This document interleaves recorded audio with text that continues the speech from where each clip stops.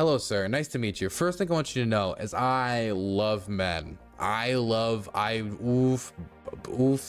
Man, you better not have any right sector fanboys. I interviewed a Ukrainian ultranationalist and I released the first part of it. The political part. I mean, the second part is, I guess, political because it's about war and stuff, but this is the part where we actually delve into Ukrainian ultranationalism, what he believes, his social views, his background, what he thinks of Russia, and his thoughts on the LGBT community. His views of the LGBT community is bad. How did you guys feel during the interview? I mean, honestly, if you want to know how I actually felt, well, by the way, we can move over to that section of the interview. We can actually move over to it because it is interesting. Yeah. In the Rada, there is legislation to allow homosexuals to join in civil unions. You can see when I say homosexuals, look at his eyes. Homosexuals to you can see the eyes furrowed immediately when I said the word homosexuals. You can see, because he understands like a few English words. He understands like a few English words, and he can make out some of like what I'm saying. A lot of it actually. The man is studied. The man is studied. And it just like the demeanor of the interview changed very quickly when I said the word homosexual.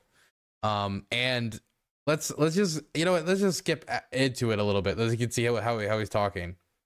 Забезпечені всіма тими самими базовими правами громадянин України згідно Конституції. Не більше і не менше. Вони їх мають. Є and the authorities are looking after the preservation of their rights.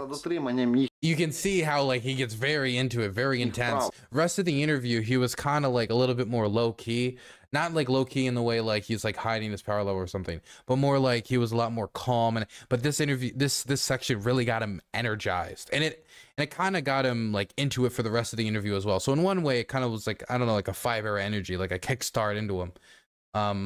It was an interesting interview. Anyway, I hope you guys go check it out.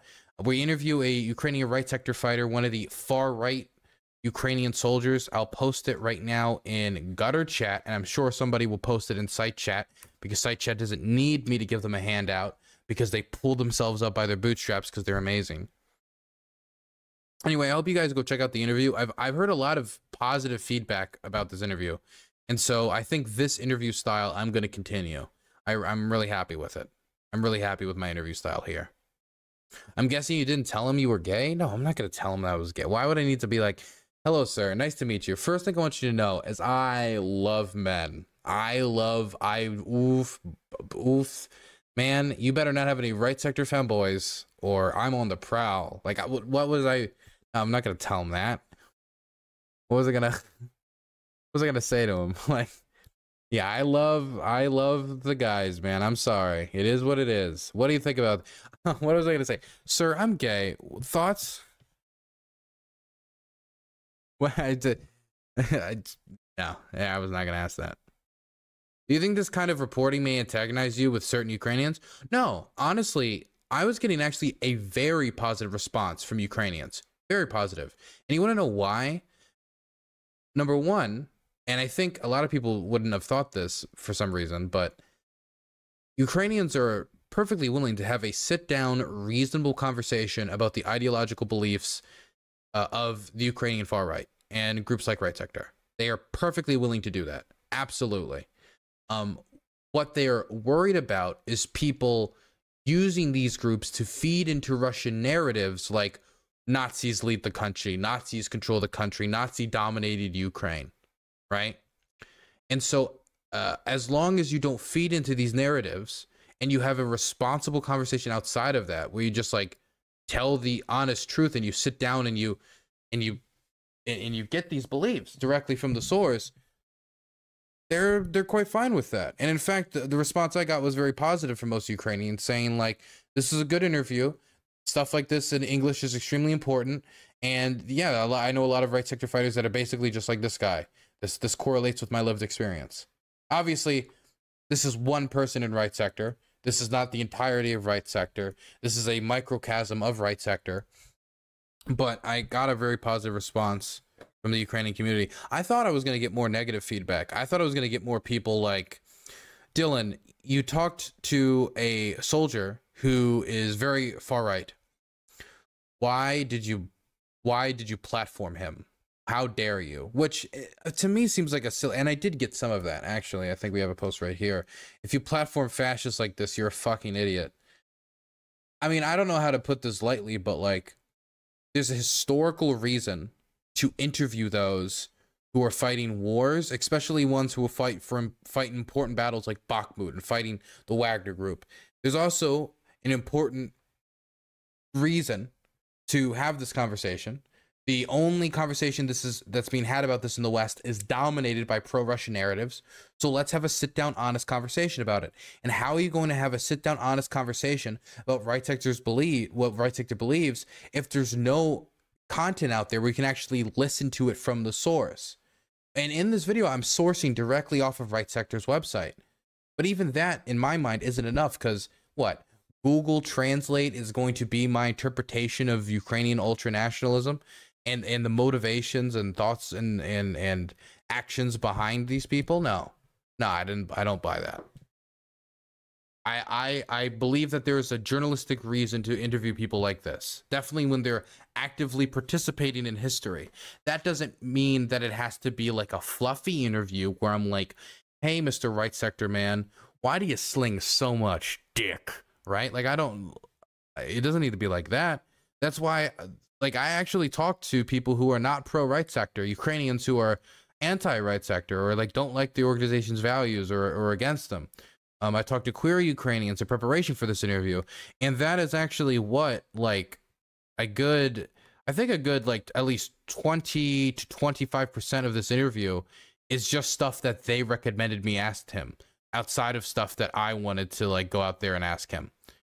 Most of it being in the LGBTQ plus section, which had some hardball questions, including questions about like, hey, Right Sector was involved in anti-queer violence during Kiev Pride.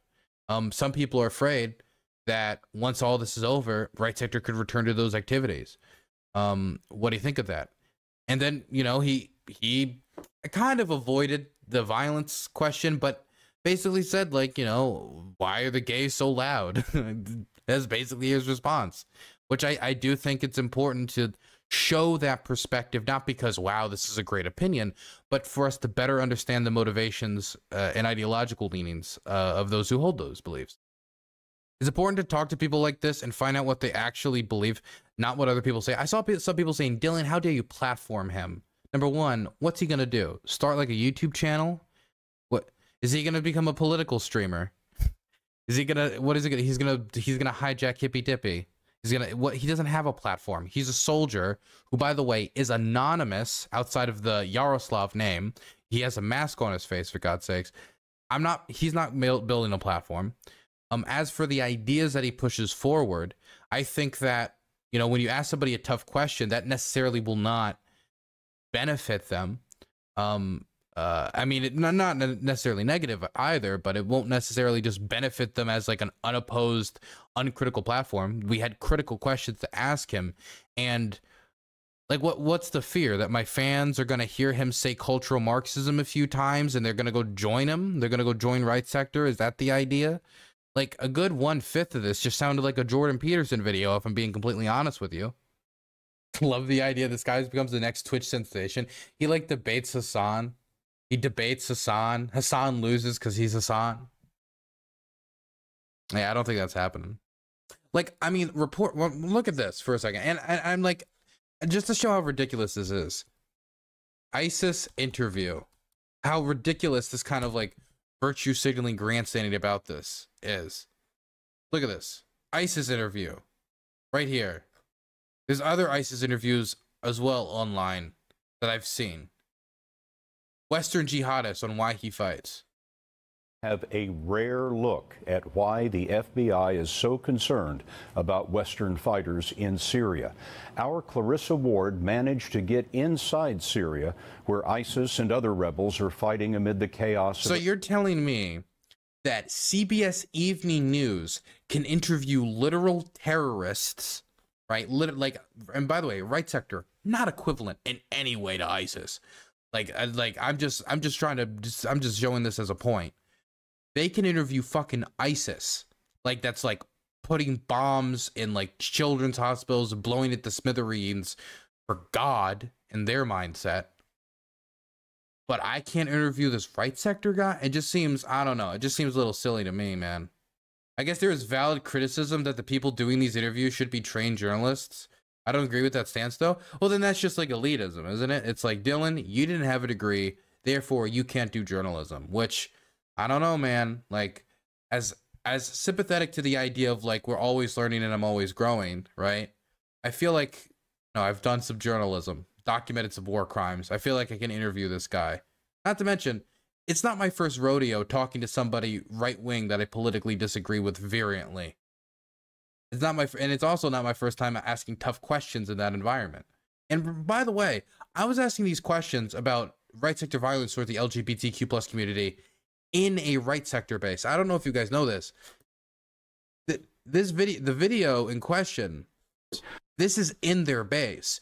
There's like a machine, there's like an AK-47, like literally 5 feet to the left out of frame. There's like the plastic, like bullets like trailed up into the kitchen where it sat in a plastic bag next to the sugar. Right? This is literally their base in the Kharkiv Oblast near the Russian border. I feel like considering the circumstances, I think I did a decent job.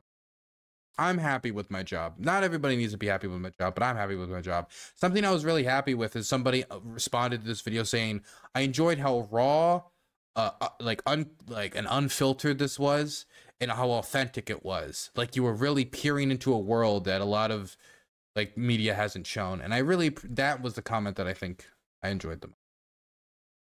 Vice did interview with Russian genocidal children stealing international criminal exactly. If Vice can interview a woman that literally orchestrated the mass kidnapping of Ukrainian children, which could be used to build a case for genocide, I feel like I can interview this right sector. I don't know, man. Maybe these people are just so hyper online, they actually think like Yaroslav's gonna start like a TikTok channel where he's gonna, I don't know, he's gonna start the Bandera shuffle. He's gonna make it a TikTok trend, and before you know it, man, Stefan Bandera, they're gonna find his corpse wherever it is. They're gonna dig it up and they're gonna make him President God King. They're gonna set him up like the Emperor of Man from Warhammer 40K.